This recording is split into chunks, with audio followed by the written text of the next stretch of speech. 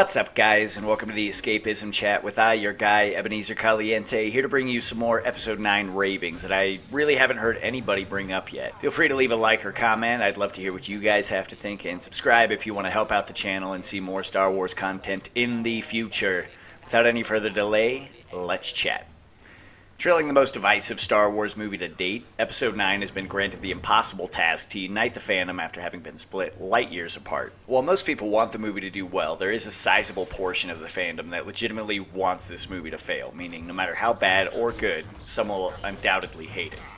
While I was disappointed with The Last Jedi, at the end of the day, I still want a good Star Wars movie. That being said, going forward, I have high hopes but low expectations. Before I get into what I think is the biggest red flag that nobody seems to be talking about, let's do a quick recap of some of the already daunting obstacles that this film is facing. Our main villain is not imposing. While I don't outright hate the character of Kylo Ren, he's not a remotely intimidating primary antagonist. He has been defeated twice by Rey and has contributed only 2 actions to further the narrative, killing 2 main characters when they weren't expecting it. While the rumor mill is running at maximum power, churning out multiple new villains, our main villain, as it stands, specializes in cheap shots and gotcha kills. Our main protagonist is incapable of failure, therefore doesn't need to learn anything. Returning characters from the original films have already been mishandled or spent, without yet giving us a reason to care for the new main characters. Sure, we know Finn, Rey, and Poe, and I like them enough, but thus far, no one really doubts where their characters are going. They all care for each other, but it seems sped along and misplaced. Also, the one new character that survived The Last Jedi that had more than 2 lines, nobody cares where her story goes. These are all issues with the narrative, which are glaring and would take some masterful execution in order to overcome. So, how does Lucasfilm plan to flex their resources to attack these issues? Subpar writing. The 2 credited writers on Episode 9 are J.J. Abrams and Terrio. Let's look at the film writing credits for these 2 writers based on, we'll just use their Rotten Tomatoes scores. Now, I know a lot of us don't base our opinions on Rotten Tomatoes or any critical analysis, but the discrepancy between the audience and the critical scores on these films is a very slim margin. So let's look at JJ's. Taking Care of Business, 29%. Regarding Henry, 43%. Forever Young, 57%. Gone Fishing, 4%. Armageddon, 38%. Joyride, 74%. Mission Impossible 3, 70%. Super 8, 81%. And The Force Awakens at 93%. Added up, all these films average out to 54.3%. Now let's look at the lighter resume of Terrio. Heights, 64%. Argo, 96%.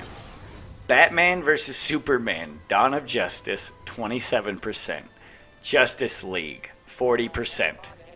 Terrio's average score with 4 films and even a 96% one comes out to 56%. Now, to be fair, I don't think that you judge a person's ability to produce quality based off of their worst work. I also don't think that it's fair to expect their best every time.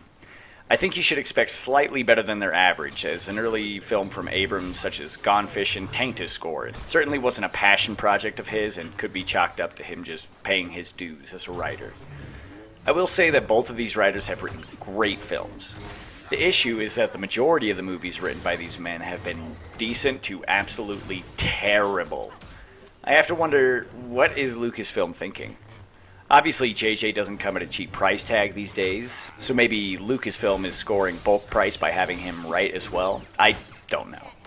I think he's a more than capable director and is rightly placed in that role, but why have him write when his track record is so sketchy?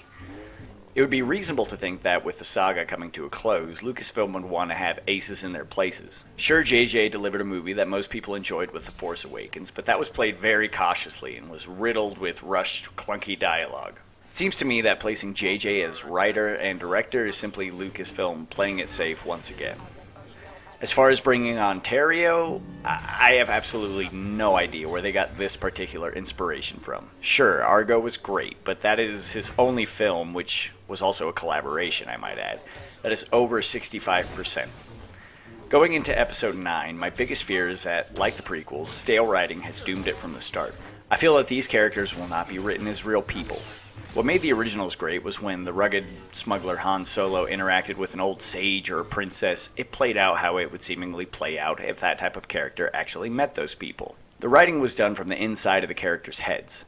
The two writers we have in charge of this film do not have the most impressive resumes, and in fact they have terrifying ones. Definitely do not have me excited to enter the theater come December. But I hope I'm wrong. I sincerely hope that these two men were at the top of their game going into the writer's room and have delivered a masterpiece or at least just a decent movie. If not, maybe in time we'll learn to love these as we did with the prequels, but I don't know.